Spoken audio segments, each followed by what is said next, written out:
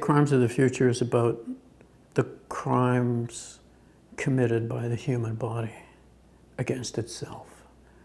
And that, I know that that's kind of mysterious and kind of confusing.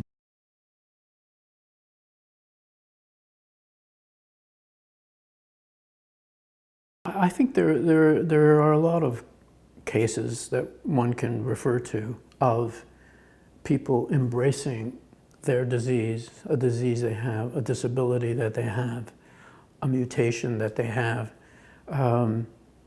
It's part of the human desire to make something good out of whatever the human condition offers.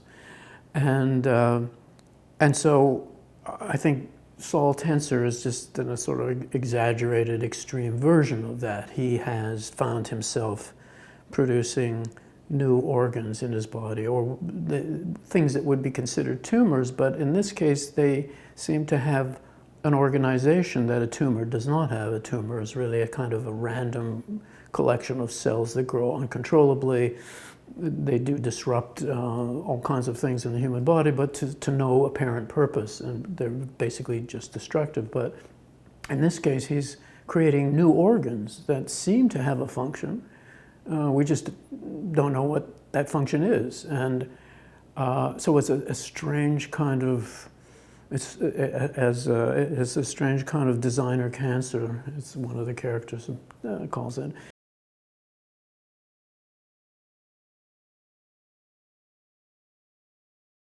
Well, I wrote the script for the Crimes of the Future in around 1998, 99, so it's over 20 years old.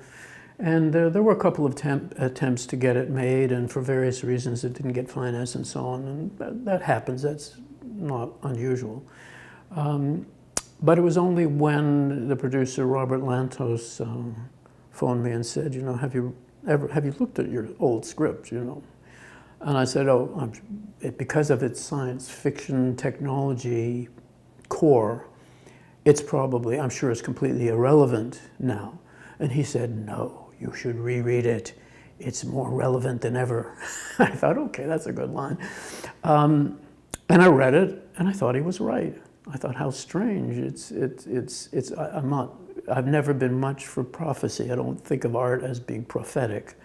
But you can anticipate some things almost by accident, especially when you're writing something that is basically science fiction, as this movie is.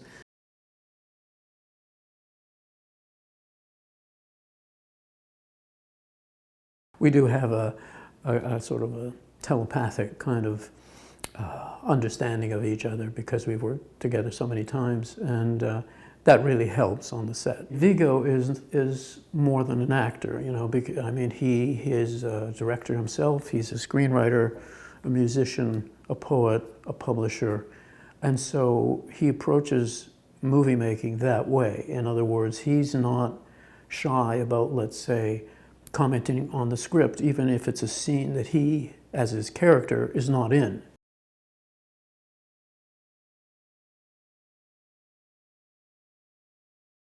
Well, now, the fact that Viggo and I are friends, and then I think he's a fabulous actor with a huge range, still doesn't mean that he would be, that you can cast him in any role, and that would be correct for him. And it's the same when he reads a script, even if it's from me, a friend, it doesn't mean that it's a no-brainer and he will do the movie. It has to be something that works for him.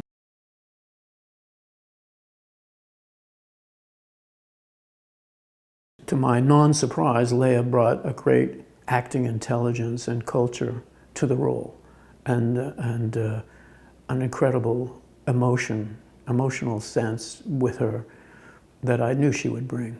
And it really transforms the character of Caprice. She's still saying the same dialogue that was in the original script, but coming from Leia, it has a depth and an emotional impact that other actresses would not have brought. They might have brought something else, but not that. So it was very exciting working with her. She's just a delight to work with.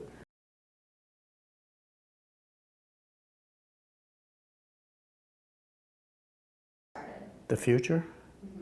I have less of it. At 78, I have less of a future than I had before. Um, but I think, I mean, I have often said that philosophically I'm an existentialist. I mean, I really think of myself that way. And part of the understanding that existentialism gives you as a philosophy is that we are constantly referring things to the future. We're constantly looking to the future.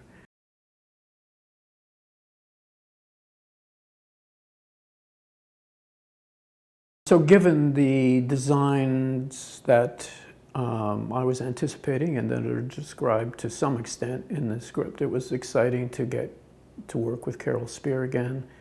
We literally have been working with each other for half a century.